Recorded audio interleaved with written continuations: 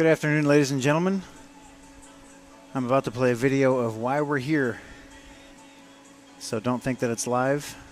This is the 5-minute video of what happened to get us here. Finishing this game in the top of the 10th, bases loaded, 1 out. Enjoy.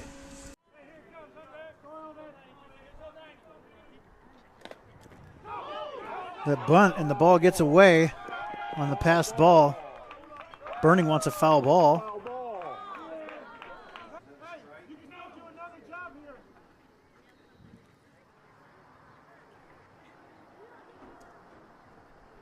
I don't know if that was a foul ball. He did certainly bunt at it, so it should be a strike either way.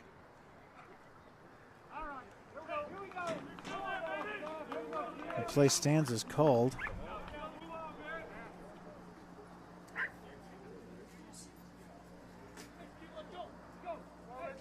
No, he just clinked it.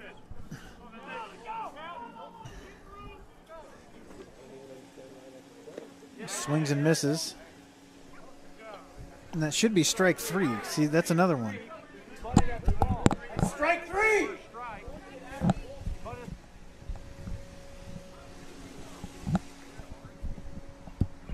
Coach Thompson's looking at it. He wants that straight. I don't think he can change it now. Coach Thompson hardly ever argues unless he's right, and that's why he's out there now. He's right this time too. That should be strike 3. We saw the bunt a few times. He laid it out there, tried to bunt at it. I don't think he fouled it, but it should have been a strike anyway.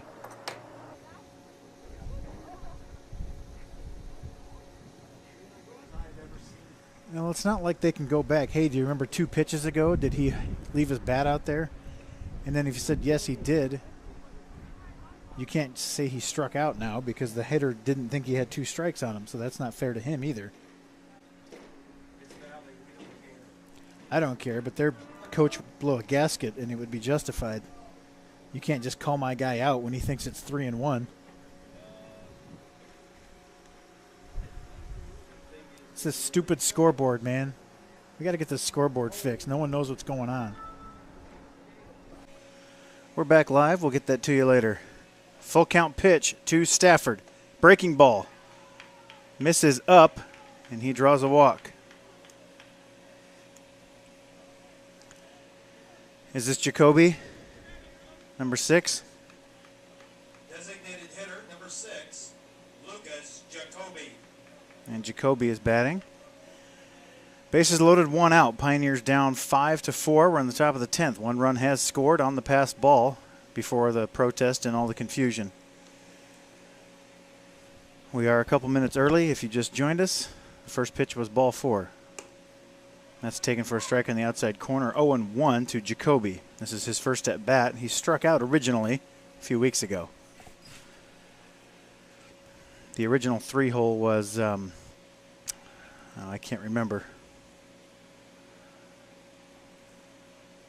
The DH Skinner, that's what it was. That's into center field. Eckley with a good arm, and it's shallow. They're going to try to score. Here comes the throw to the plate. It's a good one. Burning. Got him! Out at home, and we go to the bottom of the 10th. Wait, what's he saying?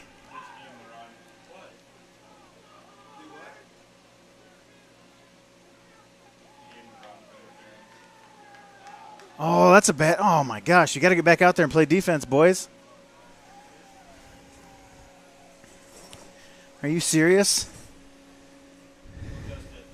Yeah. This is unbelievable. I don't know what the rule is. Oh my goodness. Are you serious? More controversy in this game. Why not? All right, we got to figure out where the runners are now too. That's bizarre. All right, so let's replay that. The umpires are talking. Of course they are. Now, what if he calls him out? They could protest again. That would be so great. This is amazing. This is amazing. All right, here's the replay. Eckley catches the ball, shallow center, Throws an absolute strike to the plate. No need for a cutoff, and this guy did not move to third either on the replay. Okay. Runner didn't go to third either. Runner goes to second. He didn't move.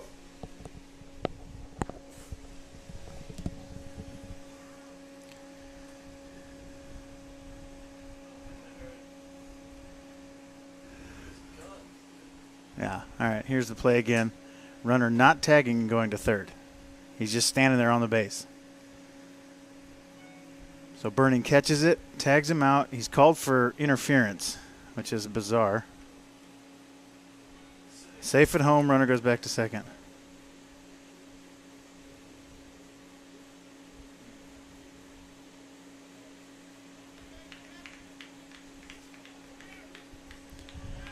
Oh my gosh, so that's a sac fly.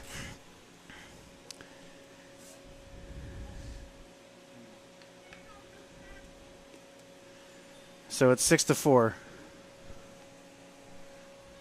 That pitch misses in for a ball, 1-0. Third base, number 26, Jeremy Shaw.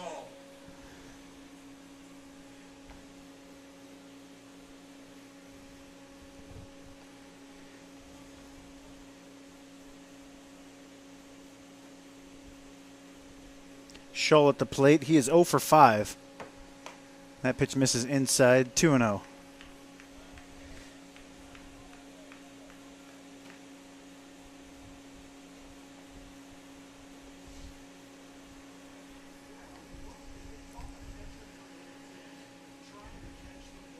That misses inside, 3-0.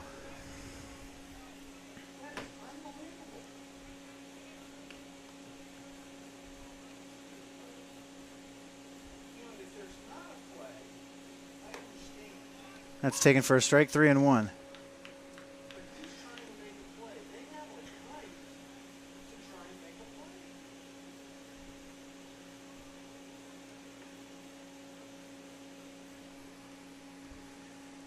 That pitch misses way inside. It looked like obviously it wasn't happening, but it appeared that Foley was trying to hit him for 4 pitches.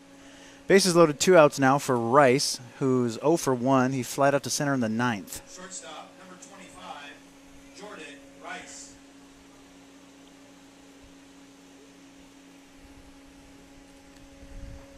Wow, this is remarkable. Wow, I hope we come back so badly in the bottom of the inning. Called strike 1. All right, now what's at stake? Let's talk about that. Why are we even here in the first place? The protested game was called back. I understand all that. They got that right. Breaking ball, called strike 2. It's 0-2 on Rice. The Pioneers are locked into the 4 seed in the conference tournament. If Missouri Valley wins this game, they are locked into the 5 seed and will face us in the first round in the conference tournament. The 0-2. Into right center. Jeremy Gonzalez back on it. Settles under it and makes the catch. There's 2 outs, Jeremy. Calm down. And we go to the bottom of the 10th, trailing by 2.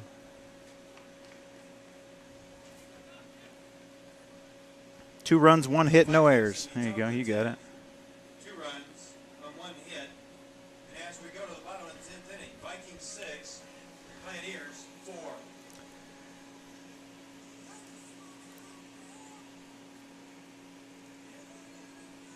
Wow, unbelievable. Number 30 is back in the game at first base in the 7 hole. And that's correct. So you can say re-entering. That'd be great.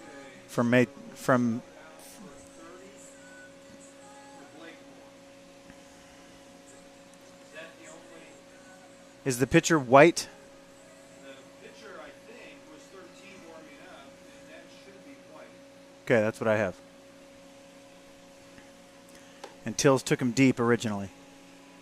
Okay. So why are we here? At the moment, with the loss, Missouri Valley was 16-16. So is Baker, and so is Culver.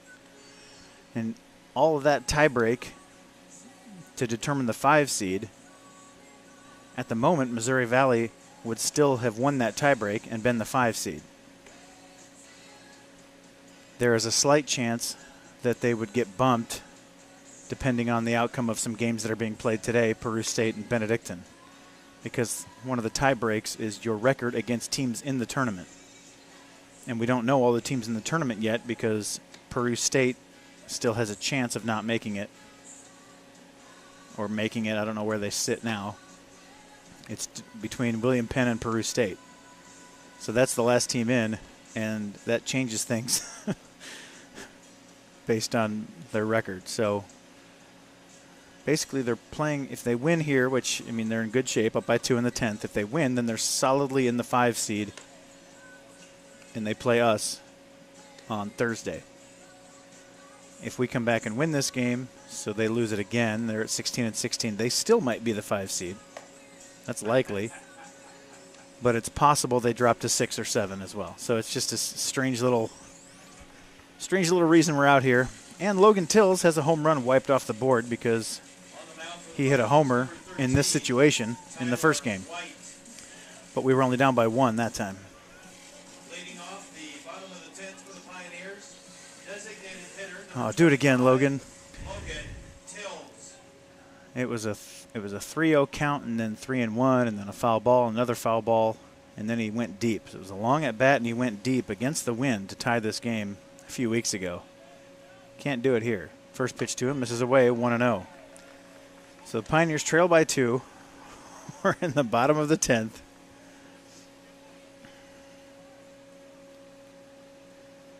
And Tills faces a 1-0 count. Swung on and missed. 1-1. Tills is 1 for 3 with a double and a walk. Would have been 2 for 4 with that game-tying home run as well. Pioneers eventually walked it off on a Jeremy Gonzalez triple. That misses in the dirt, 2-1. This is when Tills was in the middle of his power surge. He was leaving the yard every other game. But if this score holds and he doesn't hit one here, it's as if it never happened.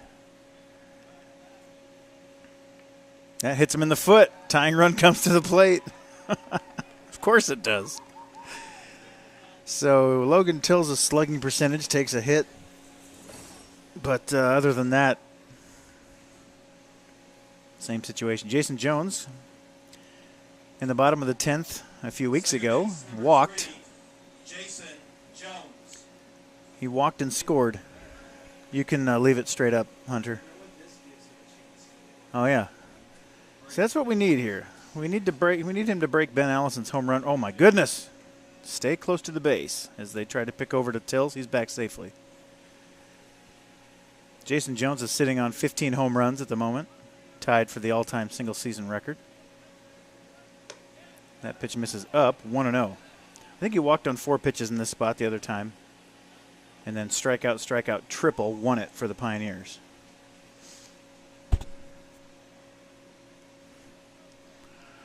Jason Jones is 0 for 4 in this game. Flied out in the first, popped out in the 4th, reached on an error in the 5th, and popped out in the 8th. Takes that pitch up and in for a ball, 2-0. After the walk to Jones, I believe they changed pitchers to Feller, and he didn't take the loss, but he gave up that triple. Oh, that misses down, 3-0. We don't have the center field camera today because I'm slacking. And there was only supposed to be 5 outs to get, so the 3-0. Ball 4. Now, what happened the last time, Jason Jones was the tying run on first. Nino was called upon to bunt, and he failed miserably and struck out. First base, I don't know what they'll have him do here. It's basically the same situation. Tying run at first, nobody out. You bunt him to second and third for Burning and Jeremy Gonzalez. Another thing to consider is that Jeremy Gonzalez injured his hand the other day. He's still out there playing right field, but I don't know how well he can swing. So that's a factor. Do they want to bunt and face, and put in a pinch hitter eventually, or do they want Nino to leave the yard here, just avoid the double play?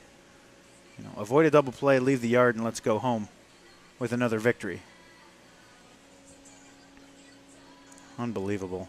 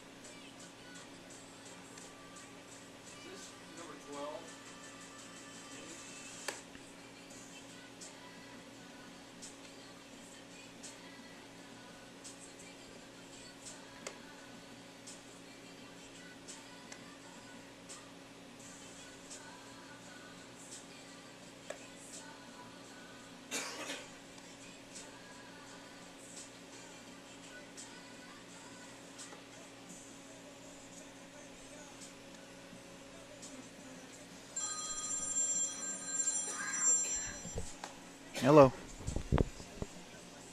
Hello? Yeah. I wasn't because my kids have baseball. All right. See ya.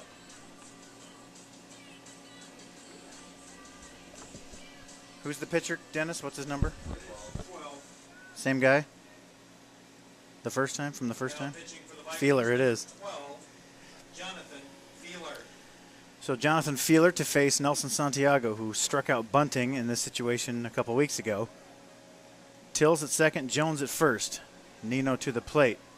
No sign of a bunt. Takes the first pitch for a strike, 0-1. Ooh, that looked like a good pitch to hit. Yeah, he took a couple pitches and then bunted foul. It was all sorts of disgraceful. Leave the yard, Nino. The 0-1. Squares to bunt. Pulls it back. 1-1. Are you sure he pulled it back? I thought we were going to have a duplication. Right. They may have given him one strike to try to find a gap. There's a big hole on the right side if he pulls it. Squares again. Pulls it back, takes the ball, 2-1. First baseman is creeping in. Second baseman is playing for double play depth. If they let him swing and he pulls it, there's an extremely good chance that he gets it through into right field. I anticipate another bunt. Third baseman's even with the bag. Squares again. Fouls it off, 2 strikes. I doubt they'll ask him to do it again. If I'm just going to put money on it, I'm going to say they let him swing away. He struck out bunting twice in the last few weeks.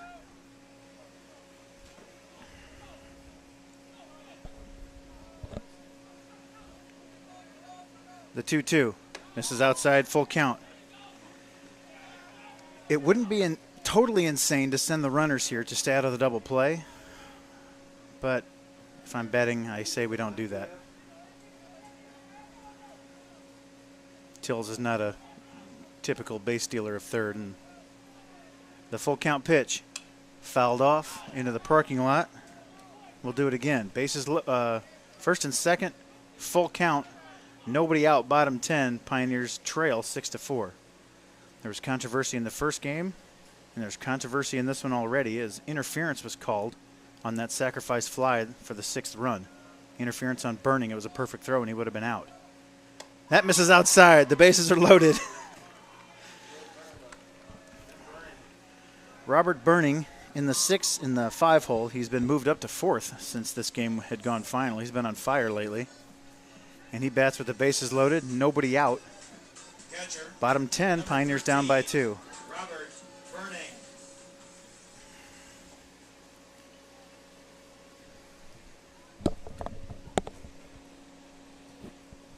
Ryan.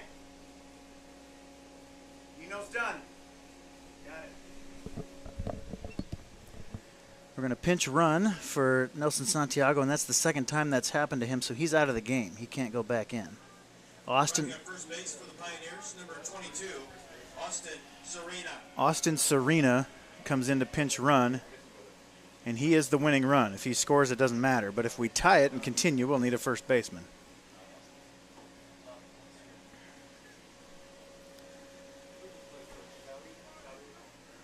So can Logan. He can go straight in. But the Pioneers are trying to win it right here. They don't want any tie. First pitch to Burning. Popped up. Mile high. Right center. Runners tagging. And they're going to try to score Logan Tills, and he will do it so successfully. Jason Jones moves to third. Productive at bat for Robert Burning. It'll bring up Jeremy Gonzalez. They will let him hit. That would be so great. Right field, number 5, Jeremy Gonzalez. Jeremy Gonzalez hit a walk-off triple in this situation a few weeks ago. Pioneers, in that part of the game, it was tied. Jason Jones was on first, and Gonzalez ripped a triple into the right center gap to win the game. right now. Jones at third, Serena at first. Pioneers trail by 1.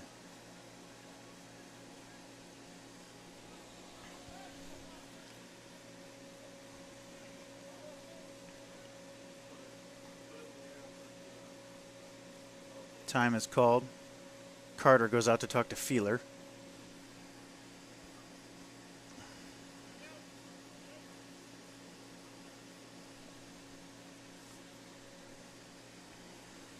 Feeler on the mound, Carter behind the plate, Blakemore, Hulbert, Rice, and Scholl around the infield. Deerhoff, Stafford, and Burdett are the outfielders. First pitch to Jeremy Gonzalez, misses down and away for a ball, 1-0.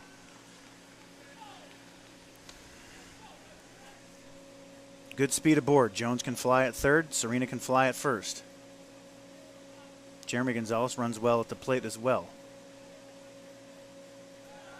A check on Serena at first. He's back safely. I don't think they're going to get too creative with Serena over there.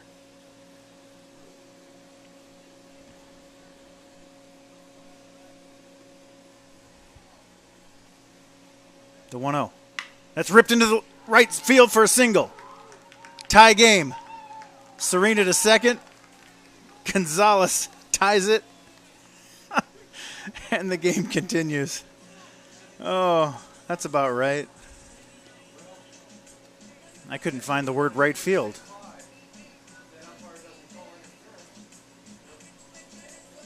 Shortstop, number 1, Christian Quinones. Sorry, I'm not up on my scoreboard here. We're tied at 6.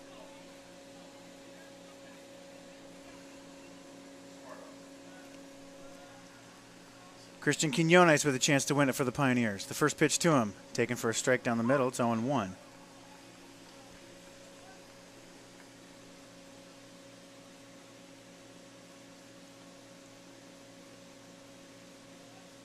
Quinones is 0 for 3 with a walk.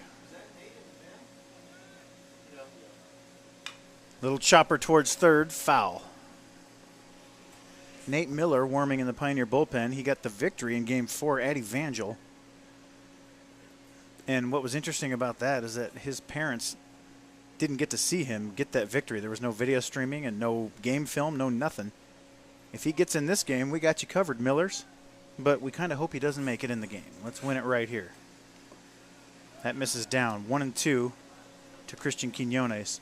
Interesting splits for Christian Quinones. He's batting in the low 200s on the road, and he's batting like .525 at home. The 1-2. Swung on and missed. Quinones goes down swinging. He's 0 for 4, and that will bring up Kelvin Perez, who was 1 for 4 with a double, 2 RBIs and a run scored in this game. He struck out in the 3rd and the 6th, doubled in the 5th, flied out in the 9th. Here he is in the 10th, and he's gotten hot since this game originally happened.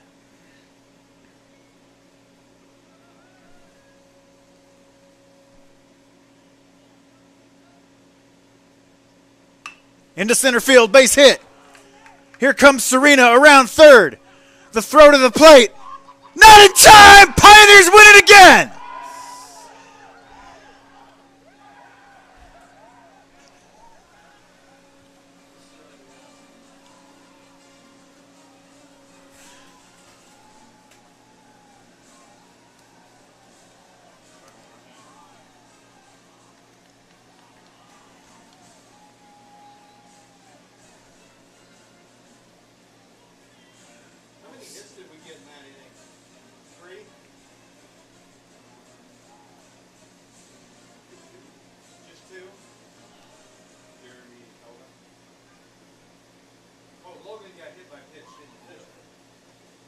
For the Pioneers in the bottom of the 10th, 3 runs on 2 hits, and the Pioneers win 7-6.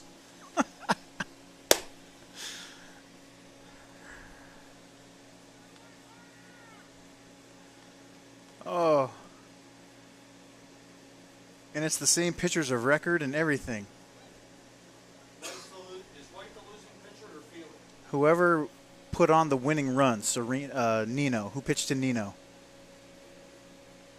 The new guy did, right? Was Okay. it the new guy? Yeah. So it was Fielder? Yeah, Feeler gets the loss this time, I guess.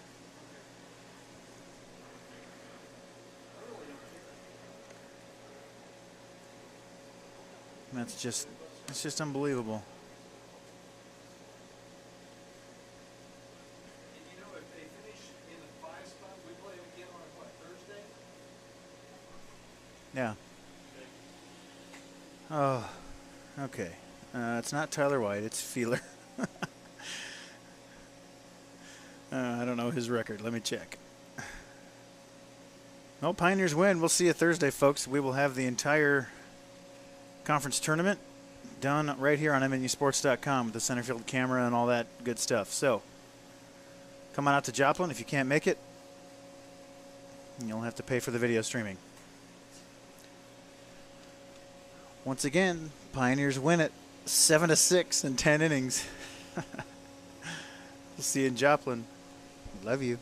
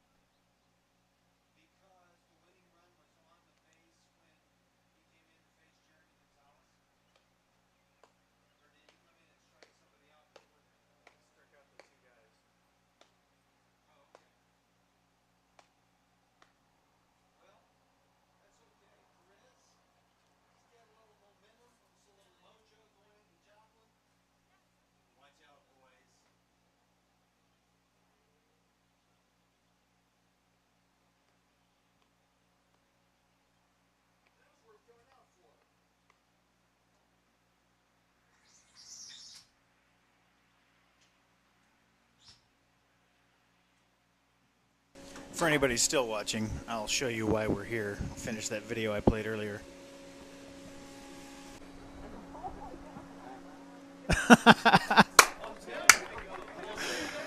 You can't call him out on that. You can't do that. You can't say that it's 3-1. Then he swings and misses at the 3-1 pitch and then call him out. That's bullcrap. He must have said something. You can't do that. That's horrible. And this umpire's just completely lost him. He's been bad all game, both sides. You never know where his strike zone's going to be. So both coaches are already upset with this guy. Both catchers, all the hitters. And then, what was it, on a 2-1 pitch, the guy squares around a bunt. He doesn't pull it back, but it's missed. Burning thought it was a foul ball. I'm not sure if he was just trying to argue for something there, but the bat was definitely left in the strike zone. I think I might still have it. Let's have a look. Okay, here's the play in question. Squares to bunt. Definitely leaves it out there. I just still don't think it was a foul ball. But that should have been strike 2, 2-2.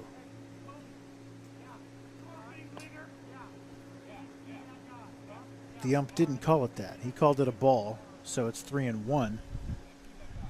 The next pitch was a check swing at a ball in the dirt, or whatever it was. He swung through it, and all the defense thought it was strike 3, or it should have been. But I don't understand how you can go back 2 pitches ago and say, oh yeah, that one was a strike, and now you've struck out. That's bad. And this scoreboard is getting more embarrassing by the game. The 0-2. Foley winds and delivers. Fastball blows it right by him. And an odd inning comes to an end. I didn't try to lift it out to left. Another full count pitch. That's drilled into right. Deep. Against the wind. Gone! The Pioneers have tied it. Jeremy Gonzalez. Jason Jones is 3 for 4 stealing bases. I'd love for him to give it a shot just so the guys quit swinging for the downs. That's drilled into the gap in right field. Stay with Jones. Jones heading towards third. He's rounding third, heading for home. They can't even pick up the ball, and the Pioneers win it.